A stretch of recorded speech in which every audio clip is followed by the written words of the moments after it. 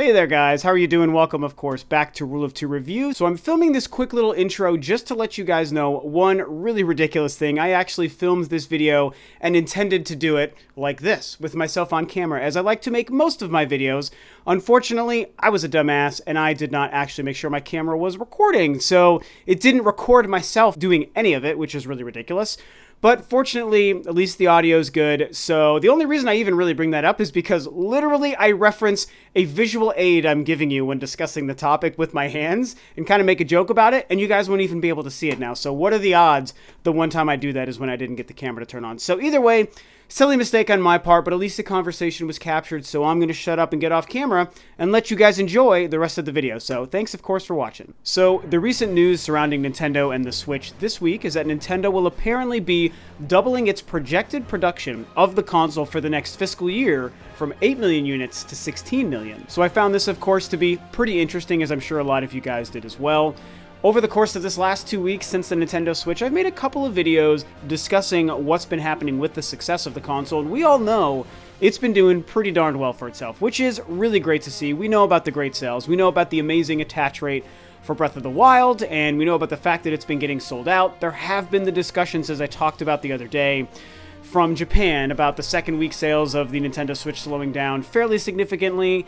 The big buzz kind of headline that they're using for that whole story is that there's less sales in the second week of the Switch than there was for the Wii U in Japan, which is certainly interesting and worthy of note. I don't think that it's kind of telling the whole story again, as I discussed on that video, but still, it's a thing that happened. However, this news today is pretty interesting, and I want to kind of touch base and dissect whether or not this is as smart of a new move for Nintendo as it really seems like it is. Of course, what I'm talking about, as I mentioned in the intro, is the fact that it did just come out that Nintendo, for the next fiscal year, which will start April 1st, they plan to double the amount of units that they were initially going to make. At first, their plan was to create 18 million units and ship them to stores worldwide for the next fiscal year, going from April 1st, 2017 to March 31st, 2018. And that's a fairly significant amount, especially when you consider the 2 million they had available for launch this month, in the month of March, and the fact that you add that 2 million to the 8 million they hope to ship. That's around 10 million shipped. Hopefully a good amount of those, if not all of them, might have even been sold throughout that first year and 1 month, 13 months basically, which is a lot considering the 4.5 years life sale of the Wii U, which is just about 14 million. So in and of itself, to have shipped basically, you know, like I said, 10 million in the first 13 months of the console's life would have been a pretty impressive feat coming off of what happened with the Wii U. But now, Nintendo has seen such strong success, and they feel so good about how everyone seems to be receiving the Switch, the fact that they're selling out, the fact that there's such a high demand, maybe apparently higher than they expected. They feel comfortable doubling that 8 million, and that's really, really crazy to me. Now, of course, it's a good thing. It's crazy, but I do think it's a good kind of crazy because it shows that Nintendo feels very confident with what's happening with the Switch right now. And as we've discussed, I've discussed, I'm a huge Nintendo fan. Most of you guys out there are huge Nintendo fans. So we like to see this, and we want to see Nintendo and their products do well. And thank God for the Switch, because it really seems to be getting Nintendo out of this hole that the Wii U sadly dug them in. So it's really nice to see them feeling so confident that they want to make such a bold and risky move as to make 16 million units throughout this next fiscal year.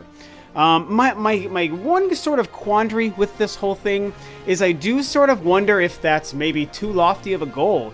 If doubling the number of 8 million to 16 million might be a little too many. Now, full disclosure, I'm going to be completely upfront with you guys. I am no businessman. I do not work in the video game industry, and even if I did, I doubt I would be in some sort of high up and important position to be like a CEO or a president, vice president, CFO, all these different huge important positions in companies like this that actually make these kinds of decisions. I am so far removed from that role. But I felt like it's still something I feel semi-qualified to talk about, just in terms of a fan discussing the business move. Somebody who has this, small YouTube channel, but really understands gaming and Nintendo and what's going on with the Switch. I feel like I can at least throw my 2 cents into the ring, bearing in mind that I am no true expert. I certainly am not the professional that these people making these decisions truly are. So I want that out of the way. I'm not trying to pretend like I'm the be-all, know-all, and they should obviously listen to Rob of Rule of Two Reviews advice. He knows what he's talking about when it comes to business and console sales, because I really don't. However, when we look at this jump from 8 million units to 16 million units, as good as it feels and as good as it sounds, that's a lot. That's a lot, you guys. That's really a lot. We have to look at why Nintendo chose... You know, let's go back even to the Wii U. Why did they choose to make so many Wii U's and have those available at launch? Well, because the Wii caught them so off guard and sold so well, and they were sold out and people had trouble getting them for so long. Nintendo wanted to make sure that that didn't happen again because they thought they had a surefire hit with the Wii U. Turns out that the Wii U wasn't as appealing as they wanted it to be. It didn't sell as well as they expected, obviously. The launch actually was okay, but it still wasn't anything where they were selling out and having trouble keeping them in stock. And so what happened is Nintendo spent so much money right out of the gate. They were so overconfident and believed so much that this system was going to be a big seller that they produced so many, and for so long it became hard for them, if not the entire life, it became hard for them to get that console in a position where it was selling out and where they were selling through their stock. In fact, one could probably argue that they were so overstocked with the Wii U, that's why they unprecedentedly stopped making that console many months before their next console even came out. And by comparison, the PlayStation 3 in 2017 right now is about to halt its production. 4 years after it was replaced by its predecessor, yet Nintendo had to stop theirs several months before the predecessor. So it just kind of gives you sort of a comparison, and let's not even go into like the PS2 era. That's a whole different deal. For 10 years that thing lasted. It was crazy.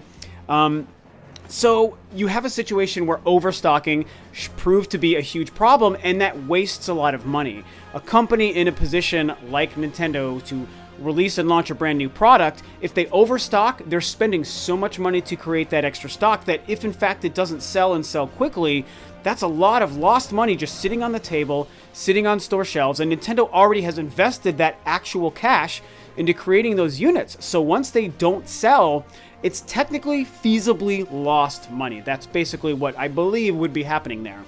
Now, when you do something that's kind of the opposite, which is kind of what they did with the Switch here, where they only made that 2 million units, which people were discussing for many months before the console launched, that, man, 2 million units really doesn't seem like a lot. They're kind of lowballing it here, and we already know Nintendo sometimes struggles to keep products in stock that people seem to want and that are in high demand. So basically the writing was on the wall that 2 million units was not going to be a lot.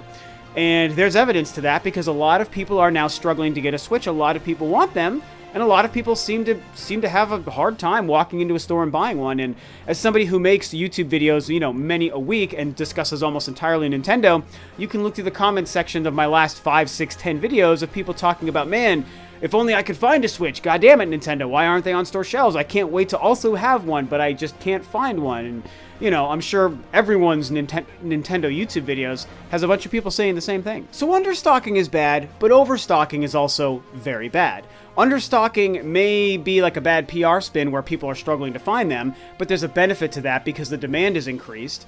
And at least it means you don't have wasted money sitting on store shelves. The overstocking is where the money starts to go. And in a lot of ways, when you're a company that's worth millions and billions of dollars like Nintendo, that money makes a bigger impact than a little bit of temporary bad PR that's also slightly good PR. So when I think about Nintendo looking at the Switch sales, feeling so good about it, and honestly, let's look at the good side here because the fact that they're deciding to make this move based off of March's sales of all the launch consoles of the Switch does show us that maybe it is a better sign than we initially thought. And hell, this was my last video, was talking about how good of a sign these sales are, and apparently they might be even a better sign, at least that's how Nintendo's reading it, than even I thought. So apparently it really is making a huge impact into the business model of Nintendo that they've sold out the way they have. But if we look at them making this jump to 16 million units, if it's too many units, it's going to also cost Nintendo money. I'm surprised that they were willing to double the stock. We do know that, you know, bringing it back to sort of the positive spin, when we look at the fact that Nintendo has struggled to keep certain things in stock and it makes people very frustrated, the Wii caught them off guard, so that kind of gets a pass, but the Amiibo thing and the NES Mini thing, those are the ones that we all think about. And that was ridiculous. None of those scenarios should have played out the way they did. Yes, you could maybe argue that the Amiibo caught them off guard as well, and there's probably some truth to that. But I still feel like at this point, in this day and age, the company Nintendo is and the way the industry is, and how much information and news and and media outlets and YouTubers and YouTube videos and comment threads exist out there to kind of translate the level of demand to these companies, it's kind of ridiculous for them to have been so caught off guard with the Amiibo thing. And don't even get me started on the NES Mini. That was a debacle. That was super not okay by Nintendo. I think they absolutely knew what they were doing. The Wii, they were caught off guard for sure. Amiibo, maybe a little bit caught off guard, still a problem. The NES Mini, no way were they surprised that everyone and their mom wanted those for the holidays. So it shows that the precedent Nintendo has to do that. Now, the reason I'm bringing that up as a positive here is because the idea of them making so many Switches for the next year shows that they're willing to say, hey, we're done with that. We are trying to make absolutely sure not a single human on Earth who wants to walk into a store to buy a Nintendo Switch will struggle to do so. And that is a very good thing. I do not want to take that away from Nintendo or the scenario playing out at hand. I think it's great that they're willing to do that because it has been a problem. But then when we think about that business side and that business perspective and the monetary perspective of how much money it's going to cost them to manufacture 16 million of these when their initial projection was 8 for the next year, that's significant. And part of the reason it's significant, the way I understand this kind of stuff, and I do sort of work in the financial industry, is that level of projection. Like, they project to their investors and to their accountants and their CPAs and everyone that works for them what their books look like. We project spending this much to create this much product, to make this much profit back, to cycle that profit back into these things. And so that circle is how a big business like this works. And once you have the circle, but then you stop it here and you redirect it in a direction, you have to wonder, well, where is it going to go now? Could it spiral out of control and get worse? Hopefully it's going to spiral the right direction and get better, but you never know.